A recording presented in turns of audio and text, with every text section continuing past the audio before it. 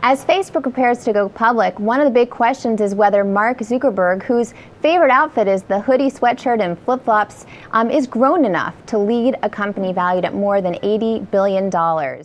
If all goes as planned, Facebook will go public next week in a deal that could value the company at nearly $100 billion. I'm David Gillen, reporting for the New York Times.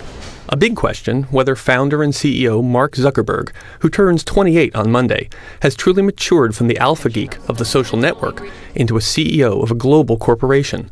Rita McGrath, an associate professor at Columbia Business School, teaches an executive course called Leading Strategic Growth and Change, which sounds like a case study of Facebook. He's not the first very young CEO to lead what subsequently became an extremely important company, so it can be done. One of the things I think is most interesting about the way he's approached that role is he's approached it kind of the way an engineer would approach it. You know, he's sort of said, I'm not naturally that way, but let me study people who are, let me learn from people who are. As a manager and as a leader. As a manager and a leader, right, rather than being a strong technical person. And I think he realized that if he wanted to build the company that he had in mind, he would have to master those skills. We were talking a little bit before the show about how he's learned from failure. I mean, can you get specific there? Sure. Well, one of his tenets as a leader has been he wants his people working on big problems. He wants them really pushing the envelope. And so you're going to try a lot of things that aren't going to work out. And I would say that he's been one of the more failure-tolerant CEOs that I've met, that I know of, and that's a good thing. The bad thing is some of those failures were pretty bad. I mean, the whole Beacon fiasco, the dust-ups over privacy, the attempt to out Foursquare. I mean, those were all things that were experiments, kind of didn't go well, and each time one of those doesn't go well, he loses people's trust a little bit, and he loses the confidence people have in Facebook to look after their own interests. So it's a very fine line. Now, one of the things that he's done over the years is built a brain trust. Of counselors, advisors, whether it was Steve Jobs, Bill Gates, Mark Andreessen, prominent VC, and so forth. This is something that it seems absolutely vital to entrepreneurs today. No? Absolutely, absolutely. And when you consider the kind of company Facebook is, where it's very asset light, it doesn't have. I'm sure it has patents and things, but it's not a technology company. You're really building something that lives or dies by its wits almost. Right.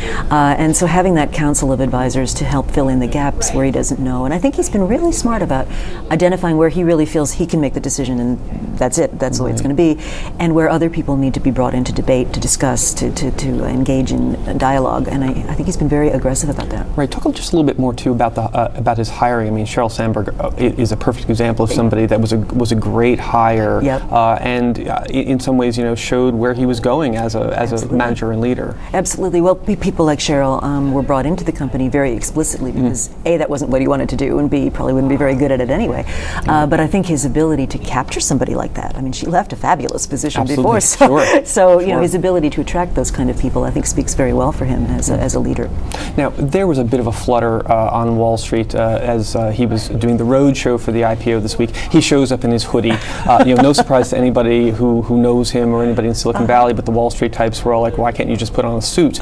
Is this just a cultural thing between Wall Street and Silicon Valley? It's a huge cultural gap, and it goes back to something that I think hasn't changed about Zuckerberg's focus in his business, and that's been his obsession almost with product excellence, and his whole symbolic presentation goes with that. So I wear a hoodie, who cares what I wear? I live in a modest house, who cares what I drive? I'm caring about the product. Now the minute he comes down here and puts on a Chanel suit and runs around with fancy cufflinks and drives a Maserati, it really kind of flies in the face. Something else. It would send a very strong symbolic message. So I actually think he's being smart, and the Wall Street guys need to get over it.